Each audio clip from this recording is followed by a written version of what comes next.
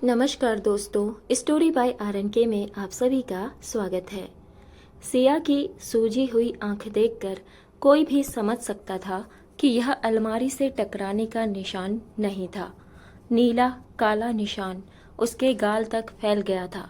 उसने फाउंडेशन लगाया था, बालों को चेहरे पर गिरा लिया था, माथे पर बड़ी सी बिंदी भी लगा ली थी, मगर डर छिप नहीं पाया था। डर हमेशा मेकअप से ज़्यादा गहरा होता है। वह दिल्ली के लाजपत नगर वाले अपने फ्लैट के डाइनिंग टेबल पर बैठी थी। सामने बिजली का बिल खुला पड़ा था, पर उसकी आंखें अक्षरों पर नहीं, दरवाजे की तरफ थी। रसोई में चाय ठंडी हो चुकी थी, उसके हाथ कांप रहे थे। हॉल में रोहन सोफे पर पैर फैलाकर आईपीएल मैच देख रहा था, हाथ में बियर की कैन, चेहरे पर वही ढीठ मुस्कान, जैसे घर, पत्नी, पैसा और इज्जत सब उसकी जागीर हो। तभी डोरबेल बजी। सिया का दिल जैसे रुक गया। रोहन ने बिना टीवी से नज़र हटाए कहा, दरवाज़ा खोलो और चेहरा सीधा रखो। मम्मी पापा के सामने नाटक मत करना। सिया धीरे धीरे दरवाजे तक गई। हर कदम जैसे किसी अदृश्य बोझ से दबा था। दरवाजे के बाहर उसके माता पिता खड़े थे, रामनाथ जी और जानकी देवी। माँ के हाथ में गरम पूड़ियों का डिब्बा था, पिता के हाथ में मिठाई और केले। वे हर रविवार की तरह बेटी के घर आए थे, यह सोचकर कि साथ बैठकर खाना खाएंगे, बातें करेंगे, बेटी की हंसी सुनेंगे। लेकिन जैसे ही सिया ने दरवाज़ा खोला तो जानकी देवी की मुस्कान जम गई। उन्होंने डिब्बा नहीं देखा, घर नहीं देखा, सिर्फ अपनी बेटी की आंख देखी। सिया बेटी, ये क्या हुआ? सिया ने नज़र झुका ली। कुछ नहीं माँ, अलमारी का दरवाज़ा लग गया था। हॉल से रोहन की हल्की हंसी आई। मम्मी जी, आपकी बेटी बचपन से ही बेध्यानी है, खुद टकराती है, फिर ऐसे डर जाती है जैसे भूकंप आ गया हो। रामनाथ जी चुप रहे। उन्होंने मिठाई का डिब्बा इतना कसकर पकड़ लिया कि प्लास्टिक की थैली चरमरा उठी। वह शांत आदमी थे, पूरी जिंदगी बैंक में क्लर्क की नौकरी की, कभी ऊंची आवाज़ में बात नहीं की, किसी से झगड़ा नहीं किया। लेकिन उस पल उन्हें लगा जैसे किसी ने उनके सीने में जलता हुआ कोयला रख दिया हो। जानकी देवी आगे बढ़ी। मुझे ठीक से देखने दे बेटा। रोहन तुरंत उठकर सिया के पास आ खड़ा हुआ। उसने कुछ नहीं किया, न धक्का दिया, न चिल्लाया, बस इतना पास खड़ा हो गया कि सिया की सांस अटक गई। मम्मी जी, उसने बता दिया ना, अब इस छोटी बात को मोहल्ले का केस मत बनाइए। जानकी देवी ने बेटी के झुके हुए कंधे देखे, कांपती उंगलियां देखी, टूटी हुई मुस्कान देखी। वह आवाज़ सुनी जो बिना बोले मदद मांग रही थी। उन्होंने कुछ कहना चाहा, पर तभी रामनाथ जी ने उनका हाथ पकड़ लिया। चलो जानकी। सिया ने चौंक कर अपने पिता को देखा। अभी? उसकी आवाज़ इतनी छोटी थी जैसे वह फिर से 8 साल की बच्ची बन गई हो। जानकी देवी की आंखें भर आई, मगर उन्होंने बेटी को गले नहीं लगाया। बाद में बात करेंगे बेटा। दरवाज़ा बंद हुआ। रोहन 3 सेकंड तक चुप रहा, फिर हंस पड़ा। वाह, क्या शरीफ माँ बाप हैं तुम्हारे। बेटी की आंख सूजी देखी और प्रसाद चढ़ाकर चले गए। सच में मुझे तो प्यार आ गया उन पर। सिया दरवाजे के पास जड़ हो गई। रोहन पास आया। उसने 2 उंगलियों से उसकी ठुड्डी ऊपर उठाई। समझ गई? कोई नहीं आएगा, न तुम्हारे पापा, न तुम्हारी माँ, न तुम्हारी सहेलियाँ। इस घर में मेरी चलती है। पिछली रात का थप्पड़ अब भी उसके चेहरे पर जल रहा था। सब शुरू हुआ था रोहन के फ़ोन से। उसमें एक लड़की के मैसेज थे। काव्या, वह लिख रही थी, जान, उस बेवकूफ़ से साइन करवा लिए क्या? जब सिया ने पूछा, रोहन पहले हंसा, फिर उसे पागल कहा, फिर उसके चेहरे पर हाथ उठा दिया। अब उसके अपने माँ बाप भी जा चुके थे। रोहन ने बियर का घूंट लिया। अगली बार झूठ थोड़ा अच्छा बोलना। अलमारी वाला बहाना बहुत सस्ता लगा। तभी डोरबेल फिर बजी। रोहन झुंझलाकर दरवाजे की तरफ गया। अब क्या है? उसने दरवाज़ा खोला। बाहर रामनाथ जी, जानकी देवी, 2 पुलिसकर्मी और महिला हेल्पलाइन की एक अधिकारी खड़े थे। सिया ने सांस रोक ली, क्योंकि इस बार उसके माता पिता खाली हाथ नहीं लौटे थे।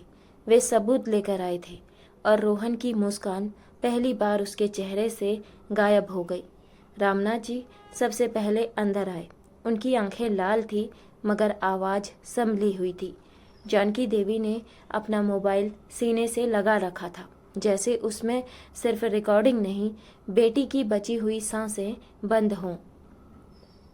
एक महिला पुलिसकर्मी सिया और रोहन के बीच खड़ी हो गई। रोहन शर्मा, हमें आपसे बात करनी है। रोहन ने तुरंत अपना चेहरा बदल लिया, वही सभ्य पति वाला चेहरा। मैडम, गलतफहमी है, मेरी पत्नी थोड़ी इमोशनल है, खुद गिर गई थी। जानकी देवी की हंसी निकली, मगर उसमें दर्द था। बस करो रोहन। मम्मी जी, पति पत्नी के मामले में इतना दखल देना ठीक नहीं होता। रामनाथ जी ने पहली बार उसकी आंखों में सीधा देखा। मेरी बेटी कोई मामला नहीं है, वह इंसान है और तुमने उसे मारा है। रोहन ने बियर की कैन टेबल पर पटक दी। प्रूफ है आपके पास? जानकी जी ने मोबाइल खोला, रिकॉर्डिंग चली। पहले कुछ सेकंड सन्नाटा था, फिर रोहन की आवाज़ आई, इस आँख को याद रखना, अगली बार मेरा फ़ोन छुआ तो दूसरी आँख भी ऐसी कर दूंगा, और अपने माँ बाप को बताया तो उन्हें भी घर से उठवा दूंगा। सिया ने अपने मुंह पर हाथ रख लिया। उसे पता ही नहीं था कि माँ ने रिकॉर्ड किया है। आवाज़ फिर आई, तुम्हारे पापा डरपोक है, तुम्हारी माँ रोने वाली औरत। बेटी को देखकर भी भाग गए। कमरा पत्थर जैसा चुप हो गया। रोहन का चेहरा सफ़ेद पड़ गया। ये एडिटेड है, महिला अधिकारी ने शांत स्वर में कहा। रिकॉर्डिंग जमा होगी, मेडिकल जांच भी होगी। रोहन ने सिया की तरफ देखा, वह पुरानी धमकी भरी नज़र, लेकिन इस बार सिया ने सिर नहीं झुकाया। जानकी देवी उसके पास आई और उसे गले लगा लिया। सिया पहले अकड़ गई, उसे अब भी दर्द था कि माँ उसे छोड़कर गई थी। जानकी देवी फुसफुसाई, माफ़ कर दे बेटा, मैं वहीं तुझे पकड़कर ले जाना चाहती थी, पर तेरे पापा ने कहा कि बिना मदद के कुछ किया तो यह तुझे बंद कर सकता है, फिर मार सकता है, सबूत मिटा सकता है, इसलिए हम बाहर गए।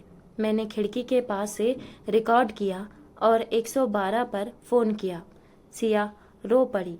रोहन चिल्लाया, ये सब ड्रामा है। रामनाथ जी ने जेब से एक फाइल निकाली।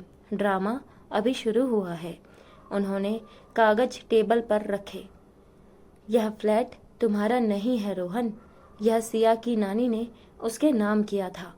5 साल पहले रोहन जम गया था। सिया ने हैरानी से पिता को देखा। रामनाथ जी बोले, 2 हफ्ते पहले तुम मेरे पास आए थे। कहा सिया को इलाज के लिए 3 लाख रुपये चाहिए। कहा वह हमें परेशान नहीं करना चाहती। सिया के चेहरे से खून उतर गया। क्या? जानकी देवी रोते हुए बोली। उसने कहा, तेरे पेट में गांठ है बेटा, हमने डर कर पैसे दे दिए। सिया ने रोहन को देखा।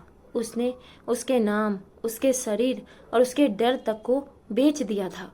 रामनाथ जी ने कुछ प्रिंट आउट टेबल पर फेंके। और यह वही कागज हैं जिन पर तुम इससे साइन करवाना चाहते थे। महिला अधिकारी ने पढ़ा, प्रॉपर्टी ट्रांसफ़र एग्रीमेंट। सिया को पिछली रात याद आई।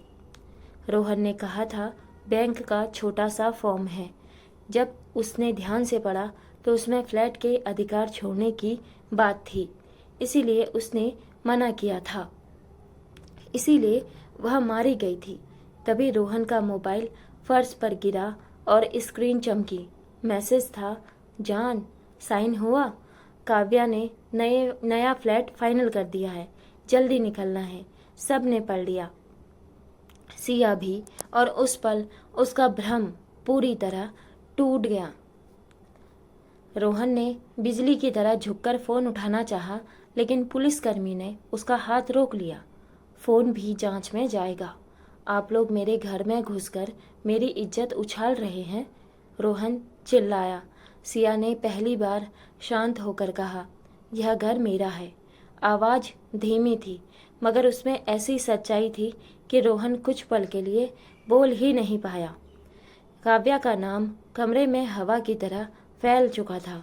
सिया को अब समझ आ रहा था कि पिछले कई महीनों से रोहन देर रात तक फ़ोन क्यों छिपाता था, क्यों वह उसे दोस्तों से दूर रखता था, क्यों बार बार कहता था कि तुम दिमाग से कमज़ोर हो, तुम्हें कुछ समझ नहीं आता, तुम्हारे माँ बाप तुम्हारा बोझ उठाकर थक चुके हैं।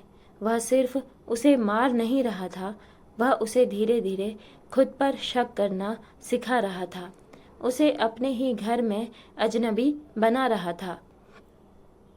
सिया ने रोहन की तरफ देखा। तुमने मुझे यकीन दिलाया कि मैं पागल हूँ, कि मैं शक करती हूँ, कि मैं किसी के लायक नहीं हूँ। तुमने मेरी सहेलियों को मुझसे दूर किया और मेरे पैसे अपने अकाउंट में डलवाए, मेरे माँ बाप से झूठ बोलकर पैसे लिए और अब मेरी नानी का घर बेचकर किसी और औरत के साथ भागना चाहते थे। रोहन ने तुरंत आवाज़ नरम कर ली। सिया सुनो, गुस्से में आदमी गलती कर देता है। हमारी शादी को 7 साल हुए हैं, ऐसे पुलिस के सामने घर तोड़ोगी? सिया के भीतर कुछ कांपा नहीं, लेकिन टूटा नहीं। यही वह आवाज़ थी जिससे वह हमेशा हार जाती थी। पहले वही हाथ उठाता था, फिर यही आवाज़ कहती थी, सॉरी, मैं तुमसे प्यार करता हूँ। पहले वह उसे अकेला करता था और फिर कहता था, मेरे अलावा तुम्हारा है कौन? आज पहली बार उसे जवाब मिला। उसके पिता थे, उसकी माँ थी, कानून था और सबसे ज़रूरी वह खुद थी। हमारा घर उस दिन टूट गया था रोहन, जब तुमने सोचा कि मेरी चुप्पी तुम्हारी इजाज़त है। रोहन का चेहरा बदल गया। तू पछताएगी, महिला पुलिसकर्मी ने सख्त आवाज़ में कहा। धमकी भी रिकॉर्ड हो रही है। रोहन ने गाली दी, हाथ छुड़ाने की कोशिश की, फिर अचानक सिया के पास बढ़ा। रामनाथ जी बीच में आ गए। मेरी बेटी से दूर रहो। रोहन ने उन्हें धक्का देने की कोशिश की, लेकिन पुलिस ने उसे पकड़ लिया। जानकी देवी ने सिया को अपनी ओर खींच लिया। इस बार सिया ने खुद को नहीं रोका, वह माँ से लिपट गई। इतने महीनों का दबा हुआ डर, अपमान और अकेलापन एक साथ बाहर आ गया।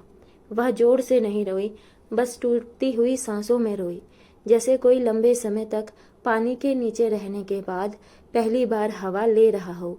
महिला अधिकारी ने उससे धीरे से पूछा, आप कुछ जरूरी कपड़े, दस्तावेज, medical report, bank passbook, phone, जो भी सबूत हों ले लीजिए।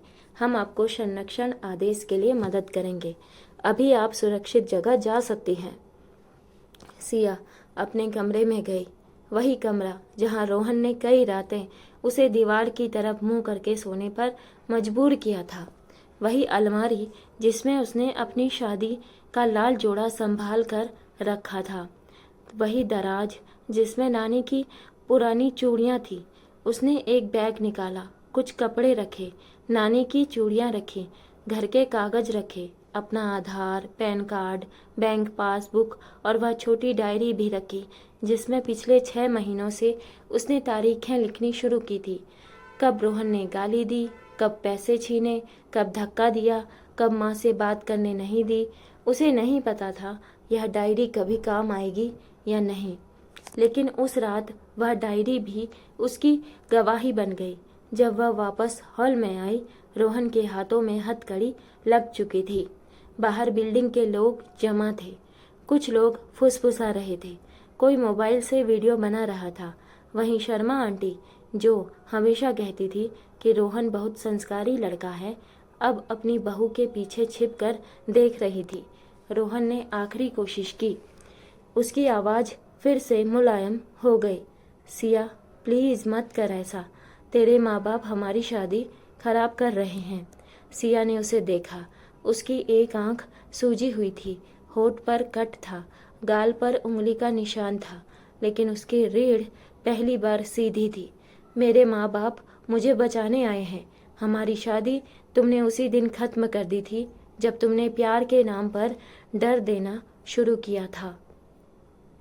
रोहन ने नज़र फेर ली। उसे पुलिस जीप तक ले जाया गया। पड़ोसी देखते रहे। कुछ के चेहरों पर हैरानी थी, कुछ पर शर्म, कुछ पर वही सस्ती जिज्ञासा जो दूसरों के दर्द को तमाशा बना देती है।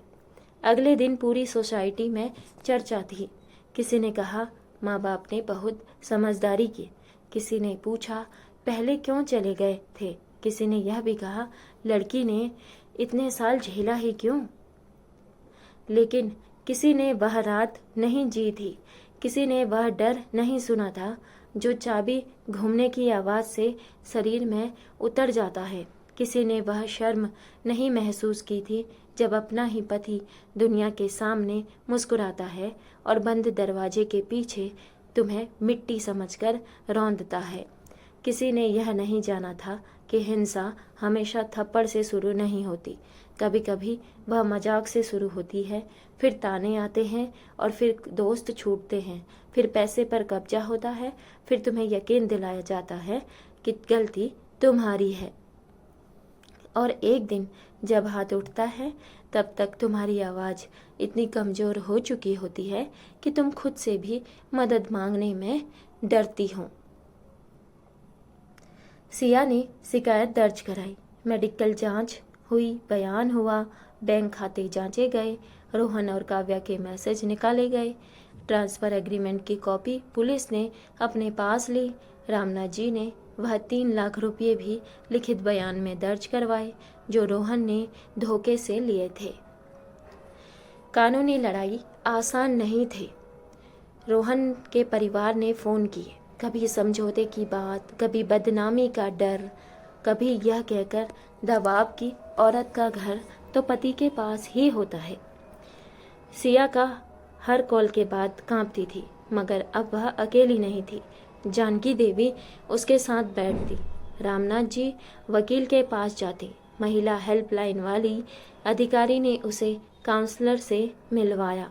पहले कई हफ्तों तक सिया रात में सो नहीं पाती थी। हल्की सी आवाज़ पर उठ बैठती, दरवाजे की घंटी बजती तो उसका गला सूख जाता। आईने में अपना चेहरा देखती तो उसे रोहन की आवाज़ सुनाई देती, तू किसी लायक नहीं। फिर एक दिन काउंसलर ने उससे पूछा, जब तुम्हारी नानी ने यह घर तुम्हारे नाम किया होगा, उन्होंने क्या सोचा होगा? सिया बहुत देर तक चुप रही, फिर बोली, शायद उन्होंने सोचा होगा कि मेरी लड़की सुरक्षित रहे। उस दिन वह घर लौटी और पहली बार हॉल को गौर से देखा। वही सोफ़ा जहां रोहन बैठकर उसका मजाक उड़ाता था, वही सेंटर टेबल जहां उसने कागज रखकर साइन करवाने की कोशिश की थी, वही दीवार जिसके पास वह पिछली रात गिरी थी। अगले हफ्ते उसने सोफ़ा बाहर निकाल दिया, दीवार पर नया रंग करवाया, हल्का पीला नहीं जैसा रोहन को पसंद था, बल्कि हल्का नीला जैसा नानी की साड़ियों में होता था। रसोई की खिड़की पर तुलसी का गमला रखा, दरवाजे के पास गेंदे और मोगरे के पौधे लगाए। पहली बार घर में अगरबत्ती की खुशबू डर की गंध से ज़्यादा मजबूत लगी। जानकी देवी फिर हर रविवार आई, लेकिन इस बार हाथ में सिर्फ खाना नहीं, धैर्य भी लाती थी। वह सिया को बार बार माफ़ी मांगती, उस दिन अगर मैं तुझे गले लगा लेती तो। सिया लंबे समय तक कोई जवाब नहीं दे पाती थी। एक शाम चाय पीते हुए उसने माँ का हाथ पकड़ा, उस दिन मुझे लगा था कि आपने मुझे छोड़ दिया। जानकी देवी रो पड़ी। मैं गई इसलिए थी कि वापस आ सकूं। बेटा, खाली हाथ रहती तो वह तुझे फिर मारता, सबूत लेकर आई तो तुझे बचा पाई। सिया की आंखें भर आई। मैं समझती हूँ माँ, बस मेरा दिल देर से समझा। रामनाथ जी बरामदे में खड़े थे। उन्होंने यह बात सुनी और चुपचाप आंखें पोंछ ली। वह आज भी खुद को दोष देते थे कि बेटी की शादी में उन्होंने रोहन की बनावटी सभ्यता को सच मान लिया था। मगर सिया ने एक दिन उनसे कहा, पापा, गलती आपकी नहीं थी, जिसने धोखा दिया गलती उसकी थी। यह वाक्य रामनाथ जी के लिए दवा बन गया। महीने बीतते गए, रोहन की नकली इज्जत उतर गई, उसकी नौकरी पर भी सवाल हुए। काव्या गायब हो गई। जिस घर को वह बेचकर गई, नई जिंदगी शुरू करना चाहता था, वही घर उसके खिलाफ सबसे बड़ा सबूत बन गया। न्याय धीमा था, अधूरा था, थकाने वाला था, लेकिन उस रात के बाद रोहन का राज खत्म हो चुका था। सिया ने फिर नौकरी शुरू की। पहले पार्ट टाइम, फिर पूरे समय। उसने पुरानी सहेलियों को मैसेज किया। कुछ ने तुरंत जवाब दिया, कुछ ने शर्म से देर लगाई, लेकिन धीरे धीरे उसके आसपास लोगों की आवाज़ें लौट आईं। एक दिन उसने अपनी डायरी के आखिरी पन्ने पर लिखा, मैं टूटी नहीं थी, मुझे तोड़ा जा रहा था। फ़र्क समझने में मुझे देर लगी, लेकिन अब मैं खुद को वापस जोड़ रही हूँ। 2 हफ्तों में आँख का निशान हल्का हो गया। 1 महीने में सूजन चली गई। 6 महीने बाद उसका चेहरा फिर शांत दिखने लगा। लेकिन जो बात उसने सीखी वह हमेशा के लिए रह गई। प्यार कभी चोट छिपाने का नाम नहीं होता। शादी कभी डर सहने की सज़ा नहीं होती। परिवार हमेशा शोर मचाकर नहीं बचाता। कभी कभी वह चुपचाप बाहर जाता है, मदद बुलाता है, सबूत इकट्ठा करता है और फिर दरवाज़ा तोड़कर नहीं, कानून के साथ लौटता है। और कोई भी आदमी जो किसी औरत को चुप करवाकर खुद को पति समझता है, वह पति नहीं होता, वह सिर्फ एक डर होता है। और डर एक दिन दरवाजे के बाहर खड़ी सच्चाई से हार ही जाता है। तो दोस्तों, यह थी हमारी आज की कहानी। आपको कैसी लगी आप कमेंट सेक्शन में ज़रूर से बताइएगा और अपने विचार ज़रूर से साझा कीजिएगा। मिलते हैं अगली कहानी में, तब तक के लिए धन्यवाद।